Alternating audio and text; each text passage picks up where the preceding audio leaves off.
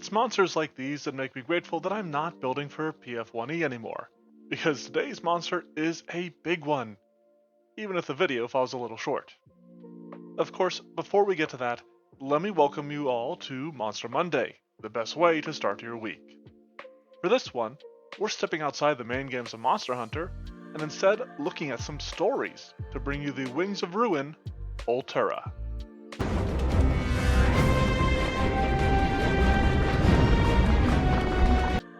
Before we get into the thick of it, I'd appreciate it if you could give the video a like and subscribe to the channel, if you at least like what you see here. We just recently hit 500 subscribers, and I want to do something for that. Maybe a stream or an Ask Me Anything here on YouTube. Let me know if you'd be interested. But let's get to the monster. My information for this beautiful beast is very limited, but it was a request and it has been a hot minute since I made an Elder Dragon. This brilliant beastie hails from the Monster Hunter Stories 2 Wings of Ruin, and is the overarching threat that you must face. It's initially encountered in its larval stage, which you could probably represent through one of the caveworm variants with some minor adjustments, but I have decided to depict it in its full-fledged Elder Dragon glory. Finally, I'm a beautiful butterfly! As a final boss, the Oltura has several stages to its fight, which I condensed for simplicity's sake. We'll talk about those aspects as they come up in the build. Now, as to the basics of this creature, I used level 18, which is sort of my go-to level when it comes to constructing Elder Dragons. And while MH is infamous for its generous definition of the term dragon, it feels like an appropriate trait here. I added the Fey trait as well, based on the Oltura's design, as well as its very alien-feeling nature. It doesn't really come up in its kit, but it could lead to some fun creature interactions or stories to tell with it.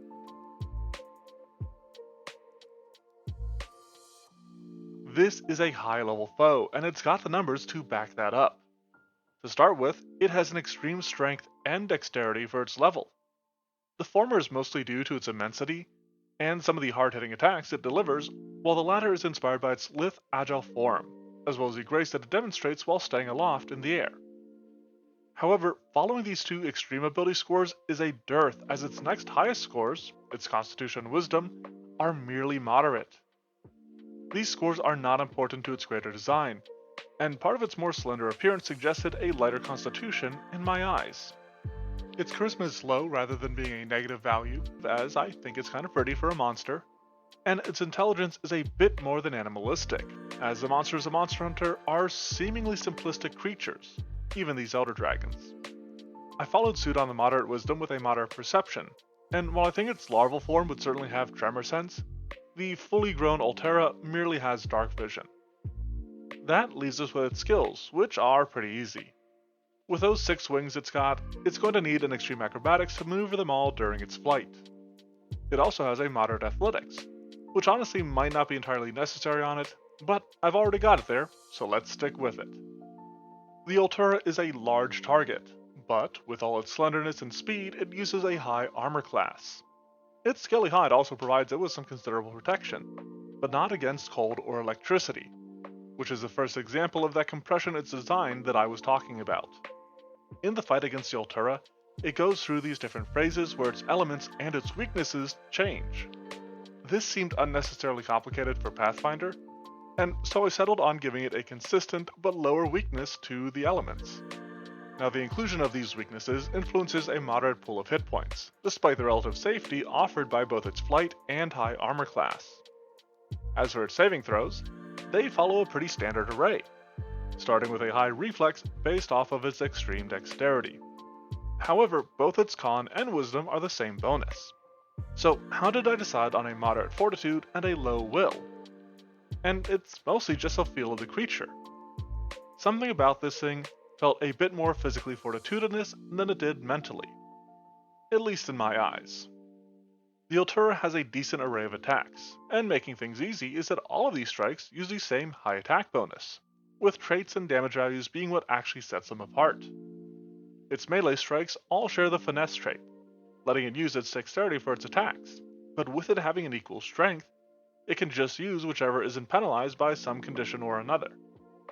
Taking it from the top, the Oltura has an agile set of claws that deal low damage, a powerful set of jaws that deal high damage without any extra traits, and a tail that has both the longest reach and the sweep trait, which leads to it using merely moderate damage. That quick little rundown covers its melee strikes, but it also has a ranged strike, its elemental bullet. This is another ability that changes between phases, which I simplified down to allowing the Oltura to swap the damage type of the strike whenever it uses it. This adds traits as appropriate, but always deals low damage given the safety that it provides. The Oltura could potentially just stay up in the sky and rain down elemental bullets on enemies at range.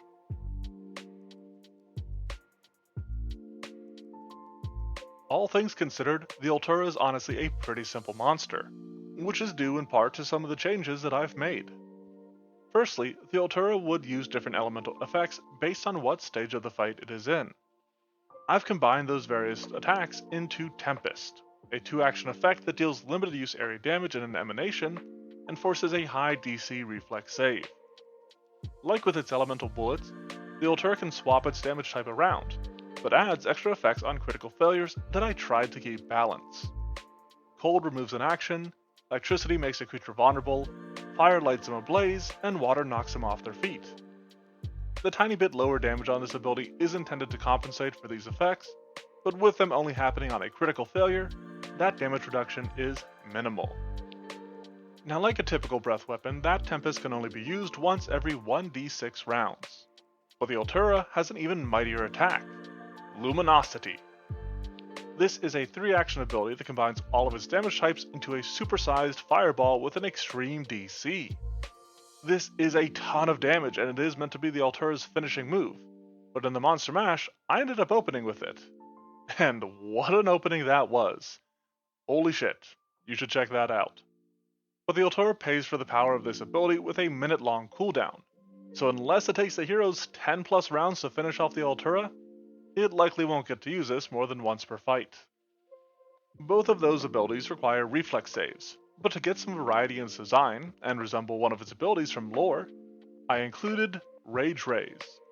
There's no cooldown on this 60-foot cone that forces a moderate DC will save, and leaves creatures confused for 1 minute on a failure. This is a binary effect, with a critical failure simply removing that flat check to recover from confused upon taking damage. Following the likes of the Confusion spell, this does include at the end of each turn, the affected character can attempt a save to recover from the confused condition. That leaves us with but one thing to discuss about the Oltura's design, the inexorable feature, which is based on a few factors. Firstly, I discussed using the cave worm to represent the tendrils of the larval Oltura. The inexorable ability is commonly found among cave worms, but in addition to that, the Oltura, in-game, is actually immune to being downed. With it lacking any sorts of immunities or the like, this felt like a good feature to include given other aspects of the monster. There's no gear or components this time around, as the Oltura kinda doesn't have any. As the final boss in its home game, there's no weapons to make from it, and the idea of it being unable to be downed led to me avoiding components.